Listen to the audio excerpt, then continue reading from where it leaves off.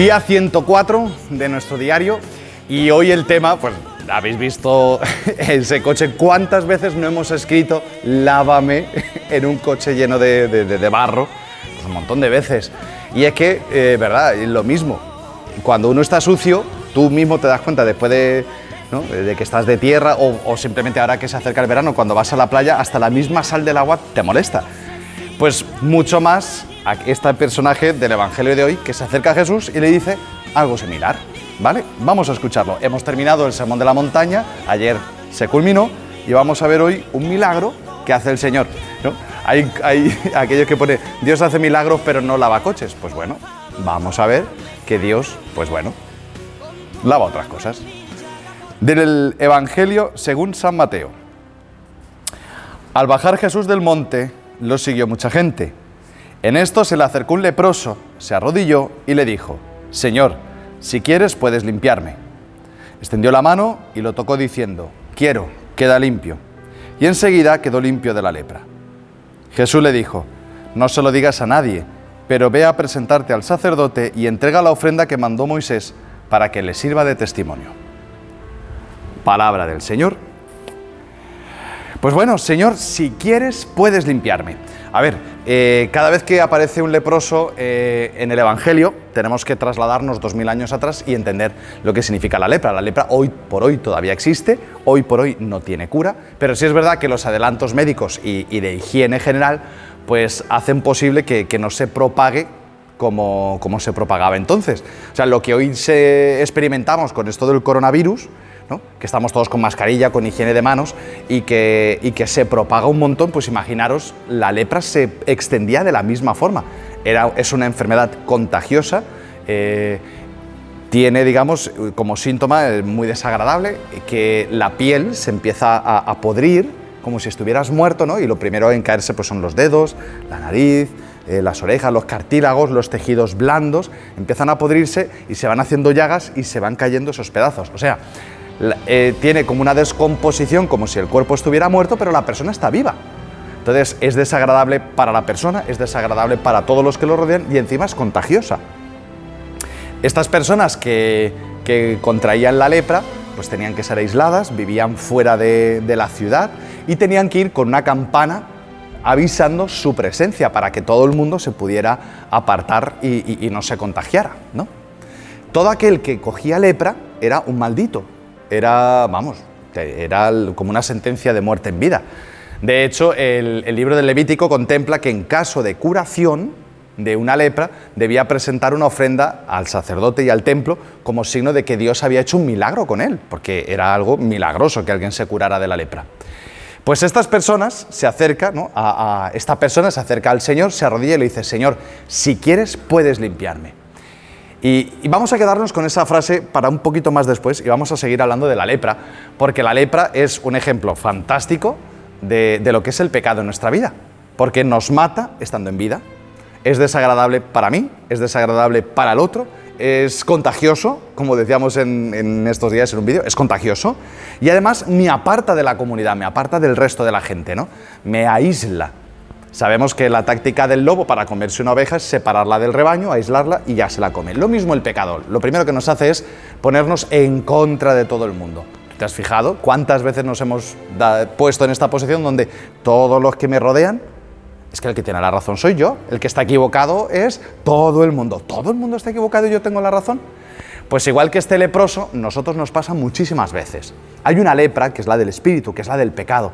En estos días, el domingo pasado, decía el Señor: no tengáis miedo a los que matan el cuerpo, y hablábamos de que el pecado era contagioso, ¿no? Tú te juntas con alguien que critica y tú terminas criticando, te juntas y es contagioso, y lo que yo hago, para los que sois padres de familia, lo va a terminar haciendo tus hijos. En ese sentido, hay pecados familiares, ¿no? Porque tú dices, si el padre y la madre tienen o son criticones, o son perezosos, o son tal, los hijos tienen todos los puntos para heredar el pecado de sus padres. Por eso, esta lepra, solo el Hijo de Dios la puede quitar, solo Jesucristo puede limpiar la lepra, solo Dios puede darnos el perdón de los pecados. Y en ese sentido, igual que este hombre, ya me voy a la frase que ha dicho: Señor, si quieres puedes limpiarme, ¿no? Es lo mismo que cuando tú y yo nos acercamos a confesar y decir: Señor, te doy permiso para que arranques el pecado de mi vida. Y ese es el punto al que yo quiero ir hoy. O sea, hemos visto la imagen de un coche lleno de polvo, lleno de tierra, y cuando escribimos, ¿no? Oye, lávame, pues oye, ¿qué crees? ¿Que el dueño no ve que está sucio? Pero ¿y si él quiere ir así? Y si a lo mejor dice, bueno, es que todavía veo, ¿no? Todavía entre el polvo todavía puedo ver. Y es verdad que el ser humano se acostumbra a todo. Y nos podemos acostumbrar a todo. Y nos podemos acostumbrar a vivir en el pecado. Y no le dejamos a Dios que entre en nuestra vida y nos arranque del pecado, o simplemente, ¿no? Como el cristal del coche, cuando tú vas conduciendo, pues se te va poniendo turbio, turbio, turbio, hasta que, si no te das cuenta, es que ya ni ves. Pero como es tan poquito a poco, lo mismo pues sucede, ¿no? Con el pecado en nuestra vida. Cuando las cosas son poco a poco, tenemos que entender una cosa. El demonio es un ser espiritual y por tanto él el tema del tiempo le resbala soberanamente, ¿no? Y entonces él no tiene prisa, ¿no? De modo que la discusión del matrimonio del domingo por la noche se empieza a gestar el lunes por la mañana. No hay prisa. Eso poquito a poco, gotita a gotita, el vaso se rebosa, ¿no?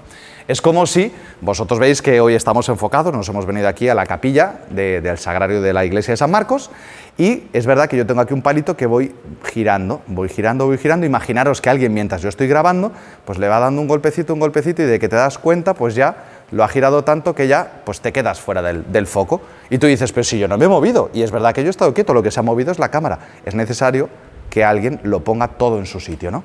Lo mismo el pecado, ¿no? Ahora, espérate que la he liado, que lo he movido y ahora sí lo he desenfocado, ¿no? El pecado, en ese sentido, es verdad que parece una tontería esa crítica y tal así, pero son golpes que van desenfocando mi vida, ese poquito de polvo que va pegándose en el cristal. Utiliza el ejemplo que tú quieras, esa pequeña llaga, porque el leproso no se vuelve el leproso de golpe, sino a poquito a poco. Es verdad que lo leí una vez en un libro y me encantó, decía, si tenemos un pecado grave y cometemos una brutalidad, ostras, tú tienes conciencia y buscas la confesión rápido, ¿no? Si se te mete una piedra gorda en el zapato, tú buscas la confesión, tú paras enseguida y sacas la piedra porque te duele y te hace daño.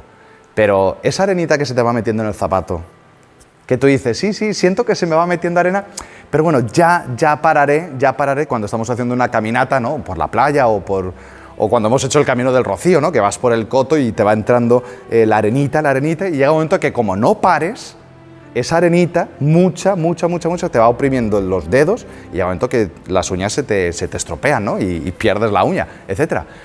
Pero como esa arenita, que son tonterías, que son cositas, yo digo siempre, ¿no? Que es verdad que espero, ¿no? Que al otro lado de la pantalla pues ninguno esté que robe y que mate, pero te aseguro que sí tenemos esa lepra del pecado.